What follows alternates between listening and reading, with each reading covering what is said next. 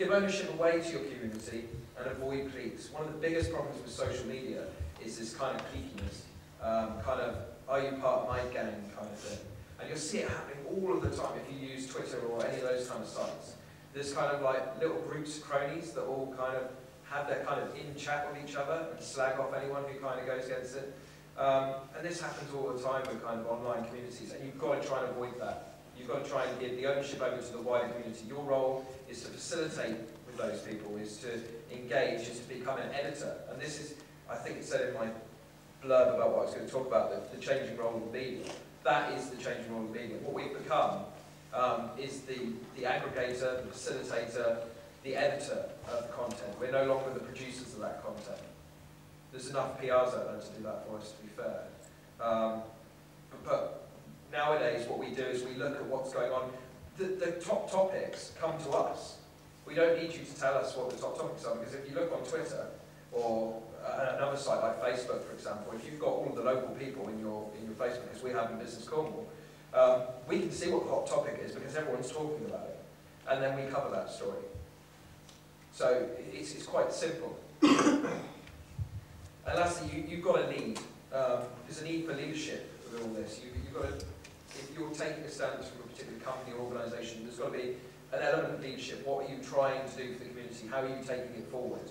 That's different than dictatorship. You're not trying to tell them how to do it or what to do. You're kind of just trying to lead by your own example.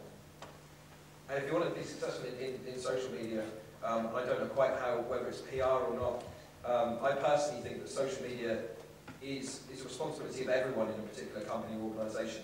And in fairness, most of the time I work with small to medium enterprises, but I also work with larger organisations that deal with small to medium enterprises. And that's kind of the key to it.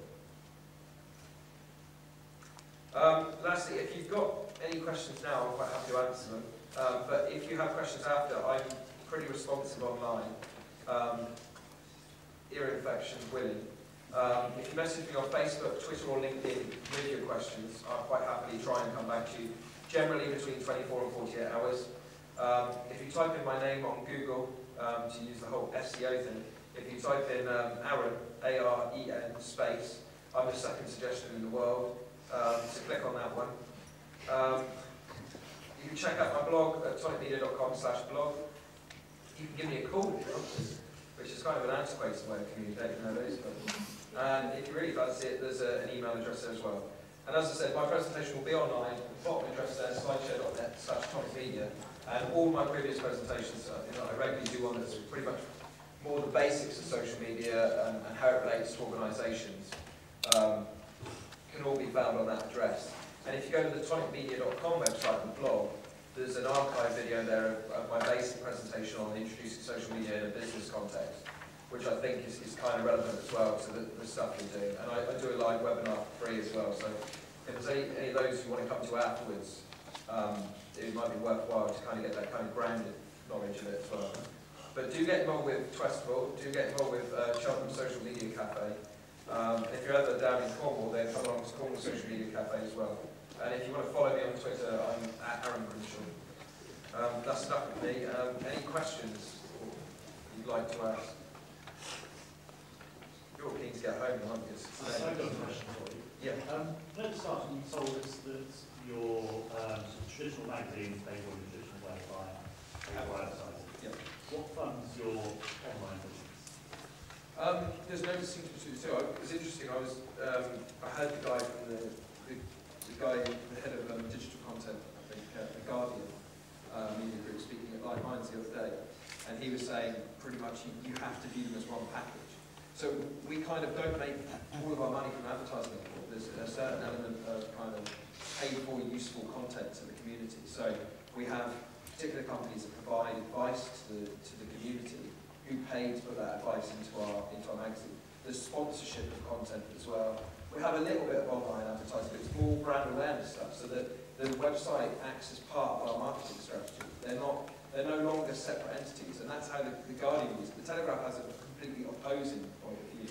I hasten to add. If you watch the Like Minds conference, it's all on Ustream. If you type in Like Minds, you can watch all 6 hours of some of the leading people in the world in social media talking about this subject.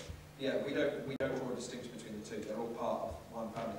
And at the same time, we participate in a lot of events, whether that's the Chamber of Commerce or our own social media cafe, and that's all kind of part of one community relationship campaign or engagement strategy, if you want to call it that. Does that answer your question? Yeah. Any other questions? Come on, I drove 4 hours to get here, so you've got to ask me more questions than the other two. So the social media cafe, Yeah.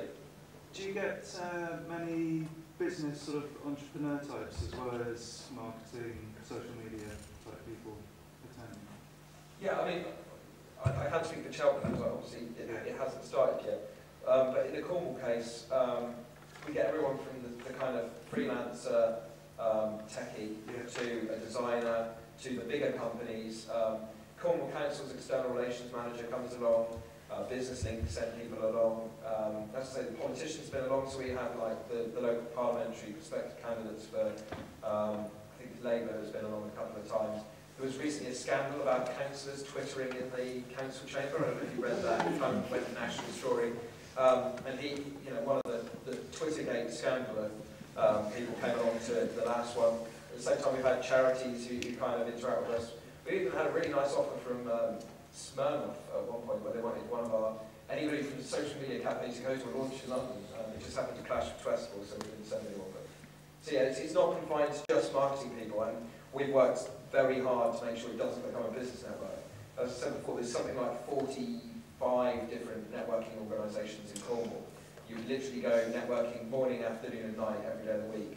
So it has to be something different. So it is a social network as opposed to a business network. And that kind of takes the edge off networking when it's not all about, well, are you going to buy my service or are you going to buy my service? It's about, hey, why are you interested?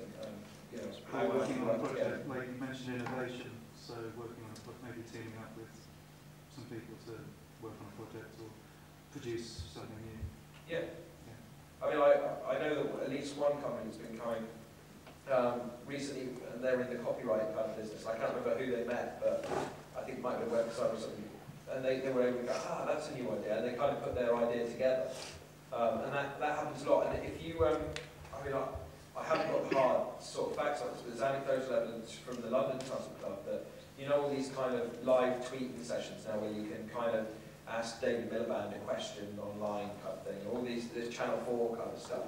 A lot of that kind of stuff started to originate from the Tussle Club in London because they had senior journalists from the tabloids and national broadsheets going along to the network, as well as some senior political figures, as well as some people from the public sector, and they kind of went, I wonder if this would work with that kind of thing. Yeah. And so that's where a lot of this innovation is coming from.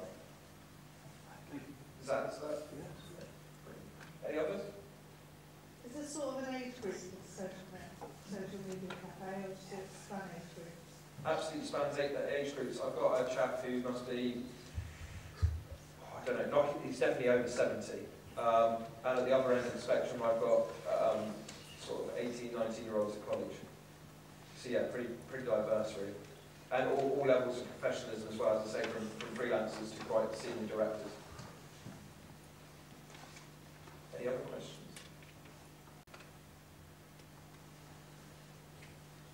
I don't know, Mike, if you wanted any questions at the end as well. I don't know. Also questions to David, possibly, because you missed out, didn't you, David? Yes, any questions to David? Put him on the spot. It's late, isn't it? That's the problem. So You all should have drunk another coffee in the break.